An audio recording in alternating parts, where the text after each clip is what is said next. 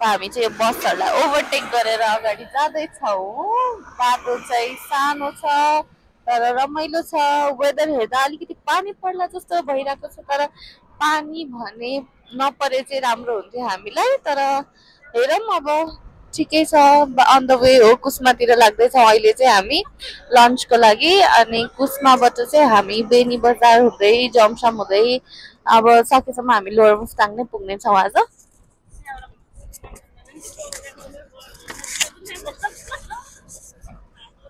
बाटो चाहिँ खतरै छ है।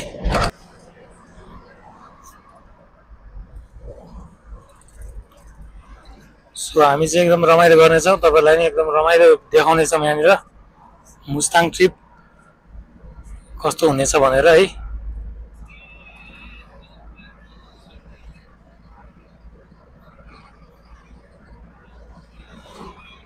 बाटो र भ्यू चाहिँ खतरै छ।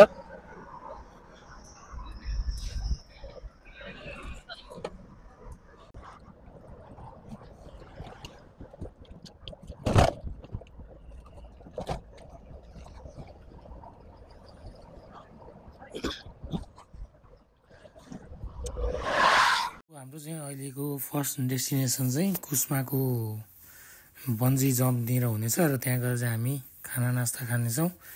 अनि त्यसपछि हाम्रो जर्नी फेरि पनि कन्टिन्यू हुने नै छ गाइज।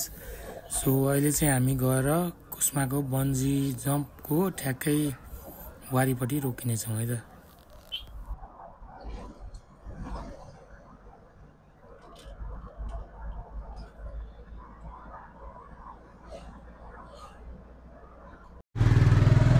यहाँ चाहिँ हामी खाना खानु बसेको गाइज।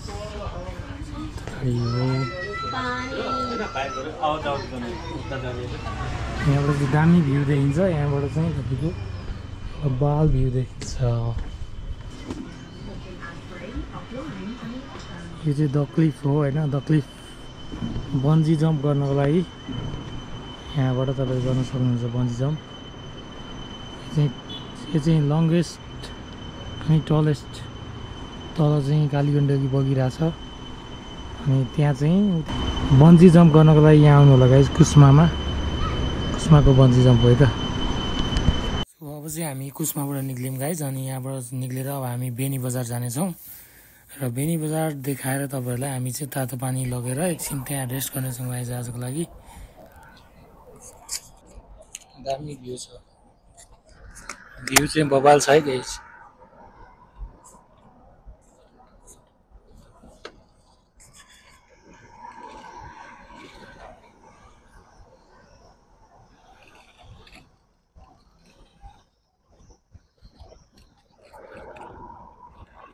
हामी चाहिँ लुम्ले आइसक्यौँ। लुम्ले भनेको चाहिँ यहाँको एकदमै भारी वर्षा हुने ठाउँ रे। एकदम जोडले पानी पर्छ अरे यहाँ।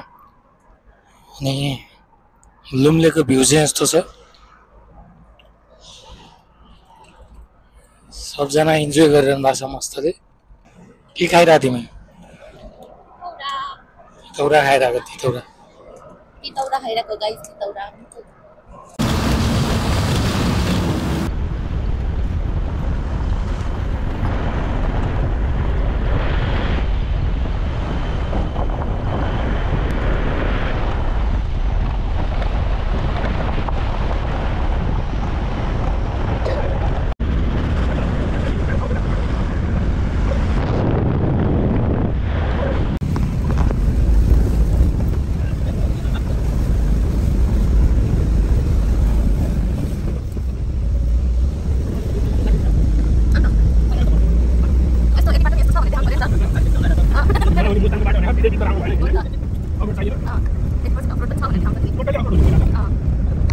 सो गाइज त्यहाँ माथि भित्तामा चाहिँ वेलकम टु बागलुङ भनेर लेखेको छ। सो हामी चाहिँ अहिले बागलुङ प्रवेश गरिसक्यौँ। अनि अब यो बाटोबाट चाहिँ दुईवटा बाटो रहेछ, यहाँ छुट्टिँदो रहेछ। अब यहाँबाट चाहिँ हामी माथि माथिल्लो बाटो जाँदैछौँ अन द वे टु तातो पानी। गाइस यो चाहिँ कालीगण्डकी हो। यो चाहिँ माथिल्लो जिल्लामा पर्छ।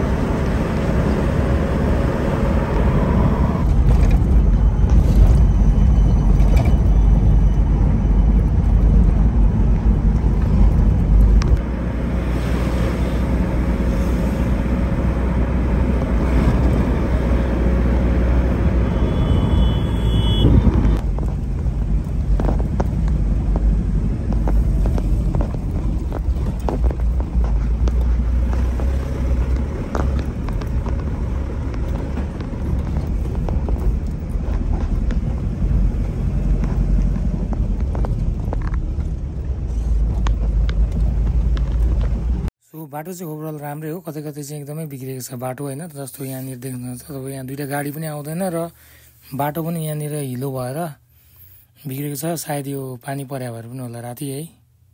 अनि हामी आउने चाहिँ प्लान चाहिँ टिकाको भोलिपल्ट थियो र पानीले गरेर चाहिँ ध्वस्त बनाएर 2 दिन चाहिँ बाटै बन्द भएर हामी आउन पाएन। र यो चाहिँ सुन्दर बेनी बजार हो र हामी फाइनल्ली बेनी बजारमा आइपुगेका छौँ र यहाँ अब चाहिँ एकछिन रोकेर यताको भ्यू इन्जोय गरेर हामी चाहिँ फेरि आफ्नो गन्तव्यतिर लाग्नेछौँ गाइज। यो बुढो बाजे चाहिँ दिउँसै ट्रिपमा रहेछन् अनि यहाँ आएर चाहिँ पैसा माग्दै थियो हामीलाई।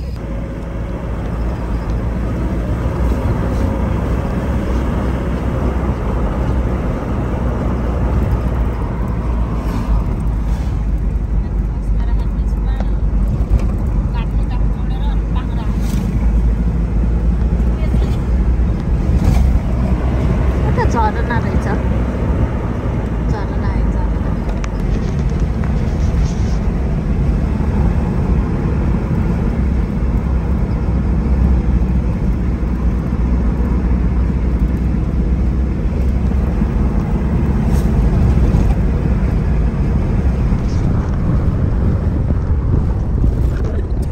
फाइनली गाइज हामी चाहिँ तातो पानी आइपुगेका छौँ र अब यहाँ तातो पानीमा चाहिँ एकछिन हामी नुहाउने चाहिँ छैन हामीलाई, किनकि ढिलो भइसकेको छ आजको लागि। अनि हामी चाहिँ एकछिन यहाँनिर आफ्नो जुत्ता खोलेर टक्क लाएर चाहिँ एकछिन तातो पानीमा खुट्टा भिजाउने छौँ गाइज। अनि त्यसपछि हामी फेरि क्रमशः चाहिँ रूपसे झरनाको लागि निक्लिनेछौँ यहाँबाट। सो यहाँबाट रूपसे झरना पुग्न चाहिँ अलिकति बढी नै टाइम लाग्छ। सो यो भिडियोमा सायद कभर नहोला, अर्को भिडियो तपाईँहरूले कुर्नुपर्नेछ है त गाइज। पोल्नी छ त्यसो भए के नि त ल, पोल्ने तातो पानी छ अरे। यो चाहिँ जोमसोम जाने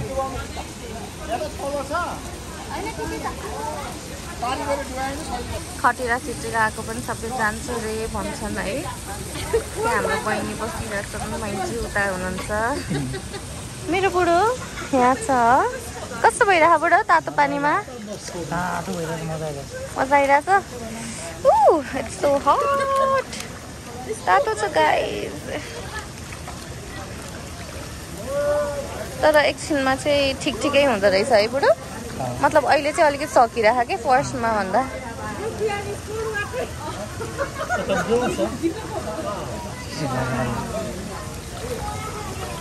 फेरि पनि गाइज बाटो एकदमै लामो छ। सो हामी चाहिँ अब यहाँ तातो पानीबाट निस्कियौँ। यो चाहिँ मिनी झरना रहेछ यहाँ।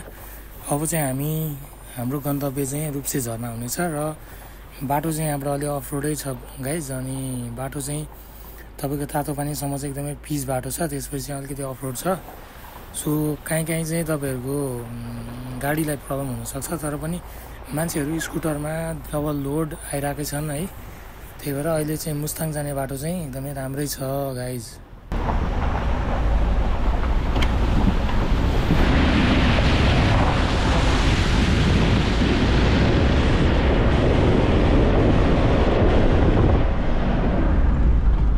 डेन्जर अफ रोड रहेछ बाटो त।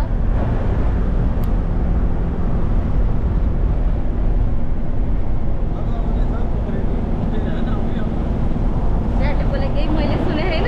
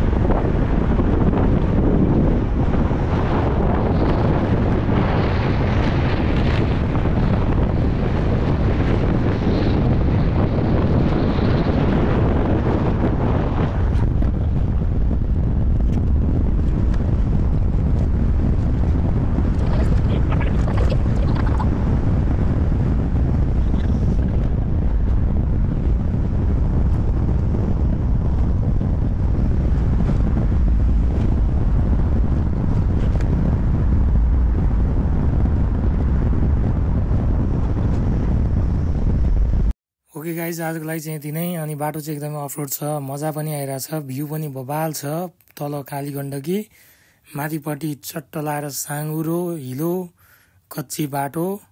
अनि नेपालको स्विजरल्यान्ड तपाईँहरू पनि एकचोटि पक्कै पनि आउनु होला गाइज। सो आजको हाम्रो गन्तव्य चाहिँ रूप्से झरनासम्म हुनेछ र रूप्से झरना हेर्नको लागि तपाईँहरूले अर्को भिडियो हेर्नुपर्नेछ गाइज।